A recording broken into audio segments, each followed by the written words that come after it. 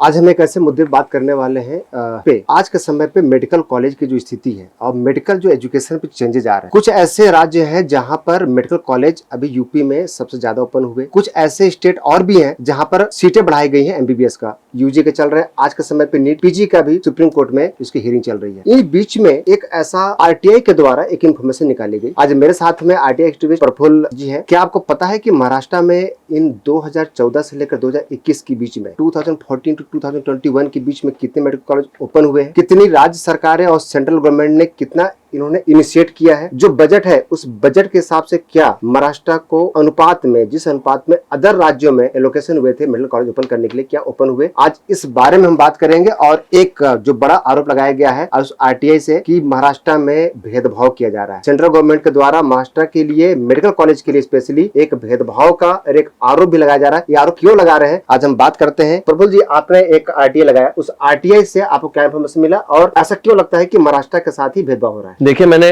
मई महीने में आरटीआई करके जानकारी मांगी थी और जो जानकारी मुझे दी गई है कि उसमें कॉलेजेस कितने ओपन हुए अक्रॉस द कंट्री, मतलब पूरे देश में स्टेट वाइज उसके लिए कितना फंड अलॉटमेंट हुआ, कितने नंबर ऑफ कॉलेज के लिए परमिशन मिली। तो ये क्या है कि सेंट्रली स्पॉन्सर्ड जो स्कीम है उस प्रोग्राम के अंतर्गत हेल्थ मिनिस्ट्री ने अलग अलग राज्यों को अलग अलग तरीके से कॉलेज अलॉटमेंट और फंड अलॉटमेंट किया। तो उसमें जो सबसे ज्यादा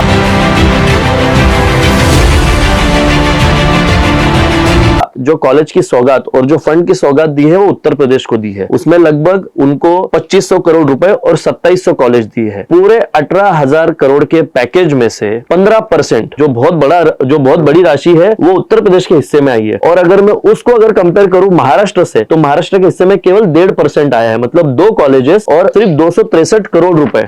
अब मेरा सीधा सवाल हेल्थ मिनिस्ट्री और फाइनेंस मिनिस्ट्री से ये है कि जो राज्य आपको मैक्सिमम एम्प्लॉयमेंट जनरेट करके दे रहा है, जहां पे इंडस्ट्रियल एरिया है, जिस राज्य में फाइनेंशियल कैपिटल है इस देश का, उसको आपने सिर्फ 2 मेडिकल कॉलेजेस और 263 करोड़ दिए हैं। ये अगर मैं कंपेयर करूं बिहार, गुजरात, कर्नाटक, मध्य प्रदेश, राजस्थान, तमिलनाडु, वेस्ट बंगाल, तो इन सब के कंपैरिजन में 1/3 भी नहीं है। वेस्ट बंगाल को 11 कॉलेजेस दिए, राजस्थान को 23, उत्तर प्रदेश को जैसे मैंने पहले भी कहा कि 27 कॉलेज है, कर्नाटक को 4, गुजरात की जो विकास मॉडल की जो पूरे देश में चर्चा हो रही थी 2014 से पहले भी और उसके बाद भी, उनको भी महाराष्ट्र से ज्यादा कॉलेजेस और फंड दिया गया है। तो इसका मतलब यह है कि कहीं ना कहीं सेंट्रल गवर्नमेंट की जो हेल्थ मिनिस्ट्री है वो कहीं ना कहीं महाराष्ट्र के साथ भेदभाव कर रही है। ये एक सोतेला व्यवहार किया जा रहा है। अब मैं इसमें नहीं जाना चाहूंगा कि यहाँ पे सरकार किसकी है, बीजेपी पावर में है या नहीं है, या विपक्ष पावर में है, लेकिन मुद्दा है जब मेडिकल कॉलेज की जब बात आएगी तो ये किसी पॉलिटिकल पार्टी को फायदा नहीं होगा कि वो तो यहाँ की महाराष्ट्र की जनता को फायदा होगा। यहाँ के स्टूडेंट उस कॉलेज में जाएंगे, वहां पढ़ेंगे और आज न कल वही डॉक्टर बन के, जैसे कोविड के समय में हर डॉक्टर ने, हर मेडिकल एक्सपर्ट ने अपनी जान को खतरे में डाल के यहाँ के लोगों की जान बचाई। उनमें से कई डॉक्टरों को हमने खोया भी है। तो आज वही कॉलेज अगर आप बनाएंगे तो उसका फायदा हर इंसान को होगा, हर इंडिविजुअल को होगा। ये सारे गवर्नमेंट कॉलेजेस है और महाराष्ट्र को सिर्फ 2 गवर्नमेंट कॉलेजेस देना, इसका मतलब यह है कि ये सीधा सीधा भेदभाव है। और गुजरात का जो विकास मॉडल जो हम लोग बात कर रहे थे, अब वो यूपी को शिफ्ट हो गया है। मेरे ख्याल से यूपी के इलेक्शन देखते हुए भी होगा, लेकिन उस मॉडल की जरूरत अगर आप बात करते हो महाराष्ट्र को भी है, तो बाकी राज्यों को भी है।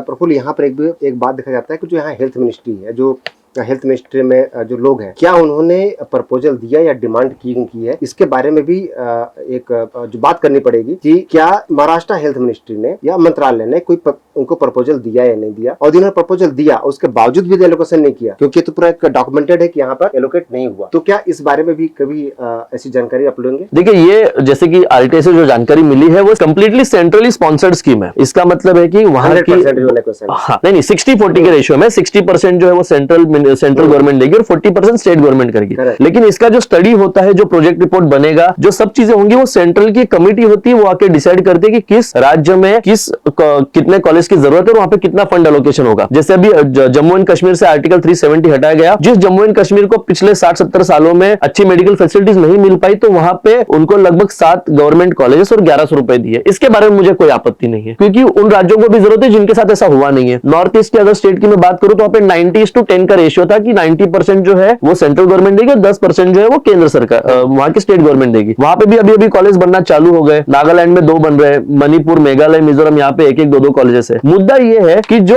ऑलरेडी सबसे बड़ा स्टेट है, जिस स्टेट से काफी सारे पंतप्रधान भारत देश को मिले हैं, अभी मोदी जी भी वहां से लड़े, वहीं से पंतप्रधान हो रहे, तो हमेशा यूपी को ही क्यों आप अपर हैंड दे रहे हो? महाराष्ट्र से भी तो यहाँ पे लोग हैं, यहाँ पे बाहर से अगर हम बात करेंगे स्टूडेंट्स बहुत सारे आते हैं, आईटी सेक्टर के लिए यहाँ पे एम्प्लॉइज आते हैं, काफी लोग यहाँ पे शिफ्ट भी हो गए हैं। मुंबई की अगर मैं स्पेसिफिकली बात करूं तो मुंबई जैसे शहर में रोज तकरीबन मेरे ख्याल से 1 लाख से ज्यादा लोग आते हैं, रोजगार ढूंढते हैं, यही सेटल हो जाते हैं। वो महाराष्ट्र को अपनी कर्मभूमि मानते हैं। तो इस महाराष्ट्र को भेदभाव न करते हुए, न ही उसके साथ थर्ड ग्रेड स्टेट का काम करते हुए, आप उसको भी इक्वल अपॉर्चुनिटी दीजिए। और मुद्दा यह है कि जो महाराष्ट्र जीएसटी और टैक्स सेंट्रल किटी में ऐड करता है, आप उनके साथ ऐसा भेदभाव क्यों कर रहे हो? ये भेदभाव स्टेट के साथ नहीं है, ये भेदभाव जो हुआ है वो यहाँ पे रहने वाले हर इंसान के साथ हो रहा है। क्योंकि मेडिकल कॉलेज होना ये किसी पॉलिटिकल पार्टी का एजेंडा नहीं है, ये है यहाँ के लोगों के लिए एक अच्छी मेडिकल फैसिलिटी और अच्छे डॉक्टर्स उपलब्ध करा के देना। तो मुझे लगता है कहीं ना कहीं इस बात का जो संज्ञान है वो सेंट्रल हेल्थ मिनिस्ट्री ने लेना चाहिए। और उसके बाद मैं ऐसा नहीं कहूंगा कि 27 के 27 दे दो, लेकिन थोड़ा सा एक रिस्पेक्टेबल अमाउंट और रिस्पेक्टेबल कॉलेज के लिए फंड तो अलॉट कीजिए, ताकि इसका फायदा आने वाली जनरेशन को हो। देखिए, अगर आपके घर से कोई पेशेंट अगर एडमिट होगा या कोई पढ़ने जाएगा तो वो किसी पॉलिटिकल पार्टी के हिसाब से नहीं जाता है, वो एक आम आदमी की तरह जाता है। उसको वहां पे एडमिशन चाहिए या वो हॉस्पिटल में एडमिट हो जाएगा अगर वो बीमार होगा। तो डॉक्टर भी उसका इलाज करता, तो ये नहीं बोलता कि अगर आप बीजेपी के हो क्या, आप कांग्रेस के हो क्या, आप शिवसेना के हो क्या, आप एनसीपी के हो, तो ये बात होती नहीं है। तो मेरा मुद्दा, मेरी हाथ जोड़ के हेल्थ मिनिस्ट्री से विनती है, अगली बार जब भी आप ऐसे कोई प्रोजेक्ट लाए तो मुझे लगता है कहीं ना कहीं उसका एक अवलोकन होना जरूरी है, ग्राउंड रियलिटी थोड़ी चेक कर ले और महाराष्ट्र के साथ ऐसा भेदभाव ना करे। महाराष्ट्र में एक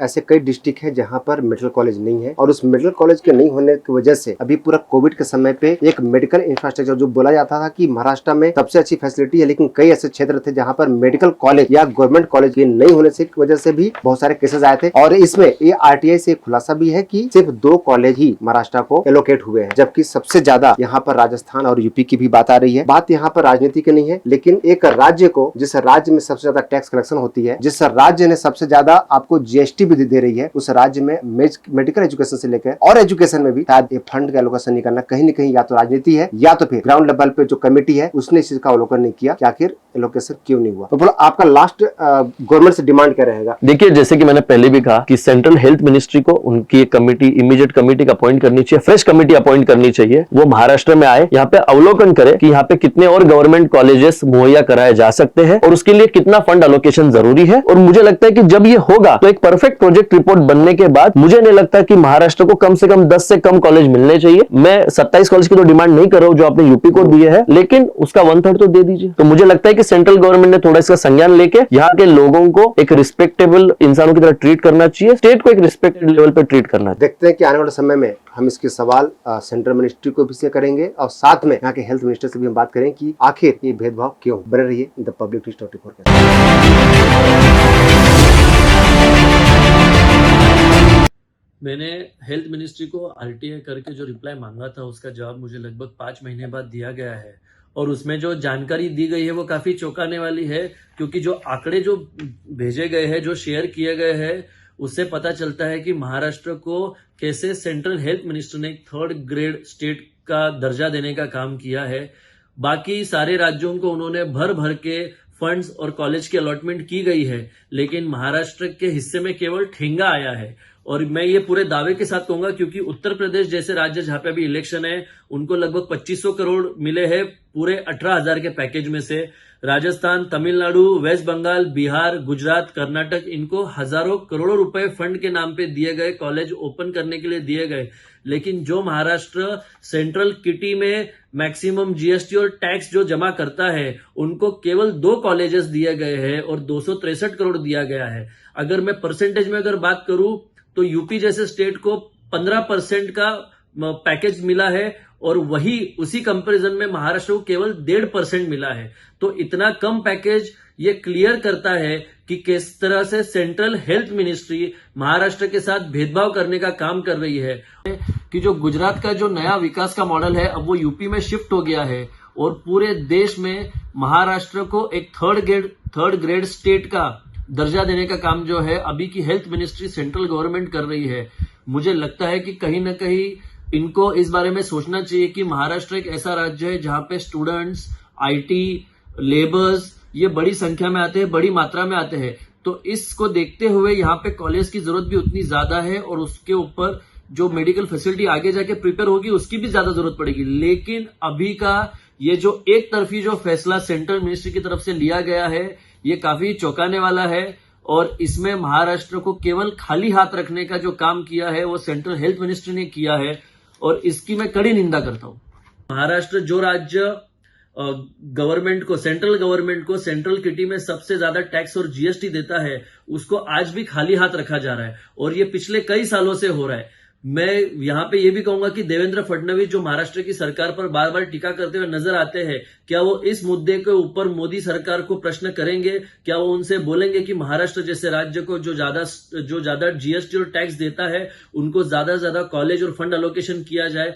तो ये किए गए फैसले की मैं कड़ी निंदा करता हूं और मुझे उम्मीद है कि इसके बाद कम से कम महाराष्ट्र को अनदेखा नहीं किया जाएगा और जिस प्रकार से बाकी को फंड और कॉलेज का अलॉटमेंट दिया गया है उसी प्रकार महाराष्ट्र को भी एटलीस्ट एक रिस्पेक्टेबल स्टेट की तरह ट्रीट किया जाएगा, न कि सौतेला व्यवहार करके बार बार अपमानित किया जाएगा।